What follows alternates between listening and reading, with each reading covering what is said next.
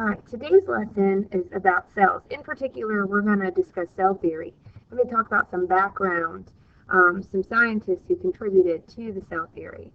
So first off, we need to know that cells would have not even been discovered if it were not for the microscope. So today you got to play with the microscope and use it a little bit, and maybe hopefully seen some creatures under it, some one-celled organisms. So without that technology, we would not have been able to find out about the cell. All right, and our first microscopes were very primitive. They were not as good as what we have now. Zacharias Janssen in the 1500s was the first one to invent a compound microscope. All right, so Robert Hooke in 1665 used a three-lens compound microscope to observe cork.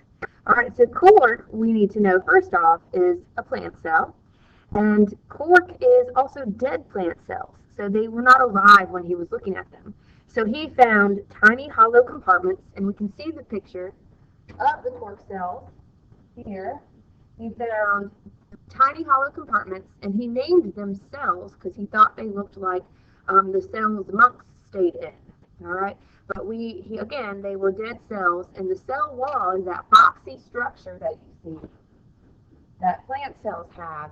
And there's a lot of empty space because they were dead. And this here kind of gives you an idea of the type of microscope that he was working with in this time. All right, Leeuwenhoek used a more powerful single lens microscope. We can see he's quite a bit later and described living single organisms in pond water. See, he did what you guys did today and looked at pond water and discovered some little creatures.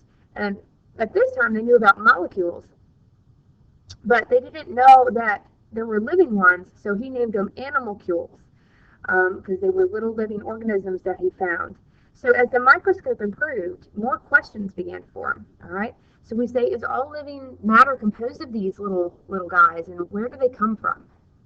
So in 1838, German scientist Matthias Schleiden, he used a compound microscope to study plant tissue and proposed that plant cells have these cell walls. And we can see this picture here of the cell walls. Again, that boxy shape is your cell wall. All right.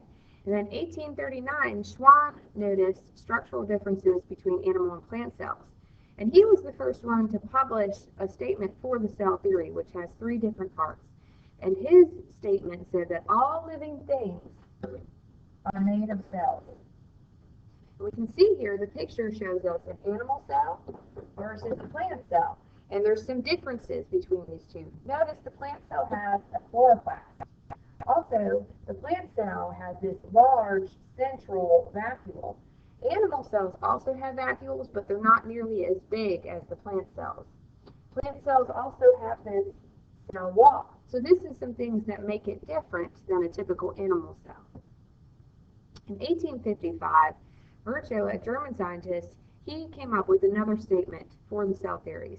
All cells come from pre-existing cells, meaning that every cell is created from another cell. We see here that this cell divides to make more. All right, so there's three parts to cell theory today. All organisms, all living things are made of cells. A cell is the most basic unit of life. All right, meaning that this is the single most lowest structure that can perform all of life's activities. So we can have an organism that has one cell. We call those unicellular organisms. That means uni, the prefix uni means one. So it's one cell and it can perform all of life's activities in that one cell. Multicellular begins with the prefix multi, meaning that it has many. And the thing about a multicellular organism is that even though it has many cells, each and every cell carry out all the major functions of life, and they work together to create the organism. So we can see here the paramecium is our one cell or unicellular organism, and the cat, like us, is many cells or the multicellular organism. And lastly, all existing cells are produced by other living cells. So we're going to see as we talk more in depth about the cell that cells are going to divide and form more cells through a process called mitosis.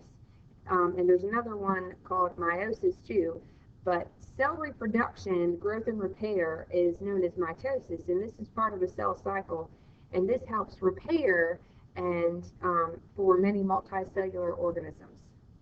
So there are some characteristics that no matter what kind of cell you are, they all have it.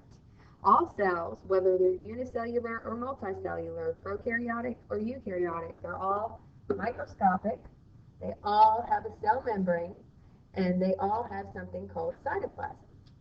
So we're going to get more in depth with some of these organelles or parts of the cell in another unit. And the two types of cells, we have eukaryotic cells. Now the prefix "eu" means true. And that's because eukaryotic cells have a true nucleus. They have a nucleus and they have a membrane-bound organelle, many membrane-bound organelles. In the picture here is our nucleus, all right? The nucleus is kind of like the brain of the cell. So eukaryotics have a true nucleus versus prokaryotic cells that do not have a nucleus. We don't see that nice big structure within that prokaryotic cell, and they do not have membrane-bound organelles. We know that, we can remember that pro means no.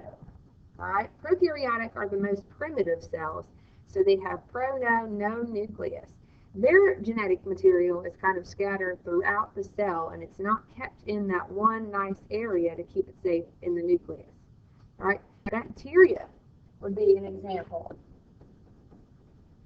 of a prokaryotic cell. Animal cells, like us, would be an example of a eukaryotic cell. And that's it.